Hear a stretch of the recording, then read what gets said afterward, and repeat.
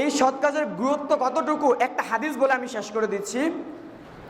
রাসূল সাল্লাল্লাহু আলাইহি ওয়াসাল্লাম বলেন, কোন একটা কওম একটা জাহাজের মধ্যে উঠল, তো কিছু লোক জাহাজের উপর তলায় আর কিছু লোক জাহাজের নিচের তলায় অবস্থান করলো। একটু গুরুত্ব দিয়ে বোঝেন। তো নিচে থাকা ব্যক্তিরা জাহাজের উপর তলায় যেত পানি আনার জন্যে, উপরে পানির ব্যবস্থা ছিল, উপর থেকে পানি আনার জন্য নিচের তলার লোকেরা উপরে যেত। এতে করে উপরের তলার লোকেরা বিরক্তি বোধ করত, অস্বস্তি বোধ করত।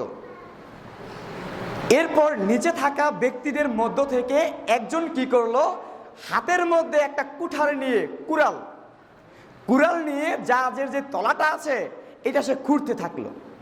তাহলে সহজে সে পানি পেয়ে যাবে, আর উপরে যাওয়ার দরকার নাই। এখন যদি জাহাজে থাকা ব্যক্তিরা ওই ব্যক্তিকে বাধা দেয়, তাহলে ওই ব্যক্তি সহ জাহাজের সকলে বেঁচে যাবে। আর যদি জাহাজে থাকা ব্যক্তিরা ওই ব্যক্তিকে বাধা না দেয়, সে যদি জাহাজের তলা খুঁড়তে থাকে, এতে করে ওই ব্যক্তি যেমন মারা যাবে, জাহাজের সবাই ডুবে মারা যাবে। তো ঠিক অনুরূপভাবে সমাজের মধ্যে কোনো একটা অশ্লীল কাজ দেখলে যদি সেটা আমি বাধা না দেই, যদি আপনি মনে করি আরে সে করছে, তার বাবার টাকা দিয়ে সে করছে, সে মদ খাচ্ছে, সে জুয়া খেলছে, হ্যাঁ সে হারাম খাচ্ছে, তার টাকা দিয়ে সে করছে, এতে আমার কি?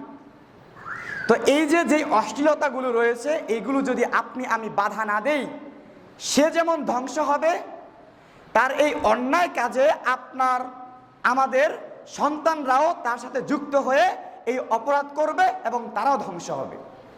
আর যদি আমরা সকলে মিলে তাকে বাধা দেই যে না তুমি জুয়া খেলো না, হারাম খেও না, ধূমপান করো না, তাহলে সে যেমন জাহান্নামের আগুন থেকে বেঁচে যাবে, আমরাও বেঁচে যাব।